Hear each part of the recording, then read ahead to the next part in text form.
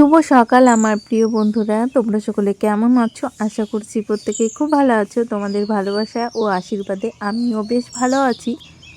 তোমাদের সবাইকে আমার ছোট্ট পরিবারে অনেক অনেক স্বাগত। আর এই দেখো, ঘুম থেকে উঠে আগে তোমাদেরকে বাইরের আকাশটা দেখালাম। আর এখন কিন্তু বেলা 7টা বেজে গেছে। আর জানো তো বন্ধুরা, ভিডিও শুরুতে আগে আমার যারা বয়োজ্যেষ্ঠ আছো তাদের শ্রীচরণে শত প্রণাম, ছোটদেরকে অনেক ভালোবাসা জানিয়ে আজকের ভিডিওটা তোমাদের সবাইকে সাথে নিয়ে শুরু করলাম। জানো তো বন্ধুরা, তোমাদের একটা কথা না বললেই নয়, আজকের ভিডিওর যে ভয়েসটা দিচ্ছি আর তার সঙ্গে যে পাখির আওয়াজগুলো পাচ্ছ, এটা কিন্তু মানে কোনো মিউজিক না, এটা কিন্তু আমার বাড়ির চারিপাশে বিভিন্ন ধরনের পাখির ডাক, যেমন শালুক পাখি, তারপরে ঘুঘু, আর যে অন্যান্য যে পাখিগুলো থাকে। ডাকগুলো শুনলে নিশ্চয়ই চিনতে পারবে যারা পাখির ডাক শোনো। আর আমার এই পাখির ডাক কিন্তু ভীষণই ভালো লাগে, তাই তোমাদের সঙ্গে শেয়ার করলাম।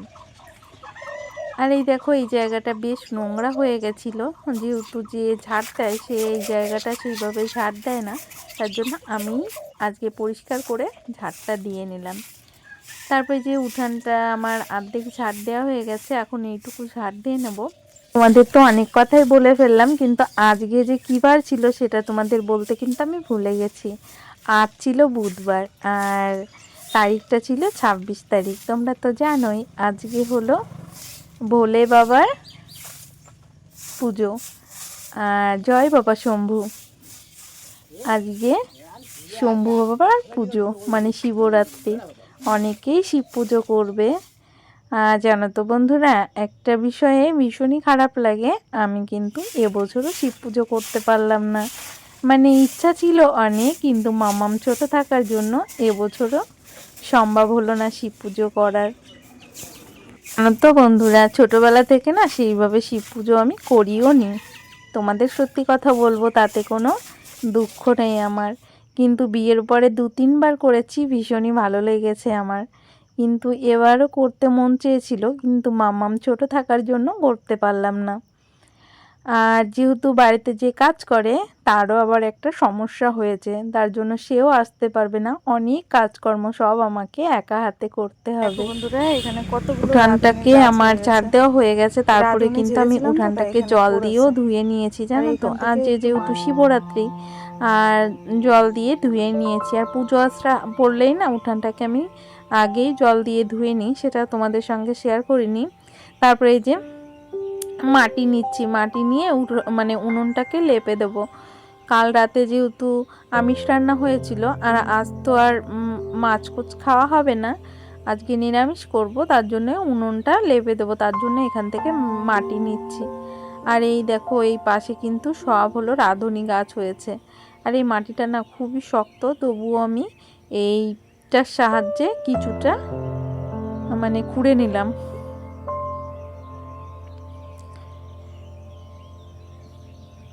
আর তোমাদের বলতে বলতে তারপরে ঘরেও চলে আসলাম, জল মানে কাদা মাটি নিয়ে।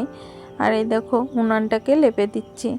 আর জানো তো বন্ধুরা, মনে ভীষণই ইচ্ছা ছিল যে আমি মানে শিব পুজোর উপোস থাকবো, কিন্তু শিবরাত্রি তো যেহেতু রাতে হয়, আর ভোলে বাবা এবারও বুঝি চাননি যে আমি পুজো করি, তার জন্যই মনে পুজো দেওয়ার সম্ভব হলো না আমার। যেহেতু যে বললাম না, যে কাজ করে সে আসেনি, আর ও না আসাতে অনেক অনেক কাজ আমাকে করতে হবে। আর তারপরে আবার আমার মানে মাম্মামকে যে মানে ওর বড়দা ধরে, ওর বড়দাও কিন্তু বাড়িতে নেই। আমাদের বাড়ি প্রচুর সমস্যা চলছে, ও গিয়েছে ওর বড় মাকে নিয়ে ডাক্তারের কাছে।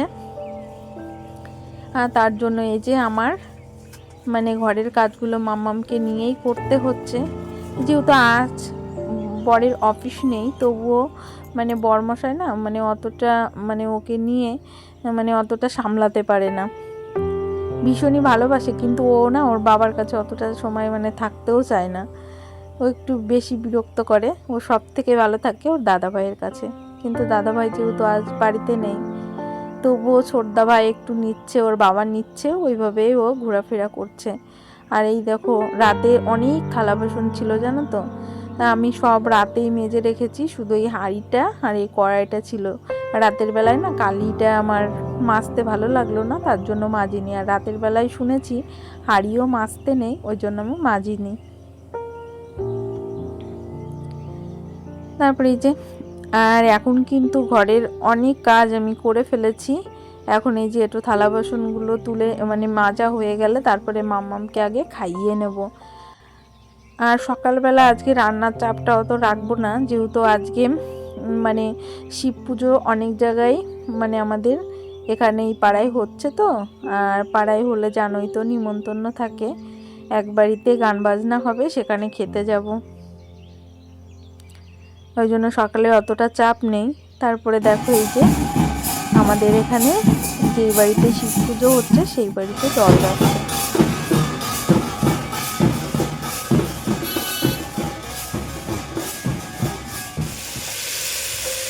আর জানো তো বন্ধুরা, ওই জায়গাটায় আমি ভয়েস দিলাম না, যেহেতু আমার কি বলবো এই যে মতুয়া সম্মিলনের এই ডাংখার বাজনা শুনলে ভীষণই ভালো লাগে। তোমাদের কাদের কাদের এই ডাংখার বাজনা ভালো লাগে আমাকে একটু কমেন্ট করে জানিও তো। আমার কিন্তু ভীষণই ভালো লাগে, ওই জন্য ওখানে আর আমি কথা বলিনি। তারপরে দেখো এই যে চলে আসলাম রান্নাবান্নার দিকে।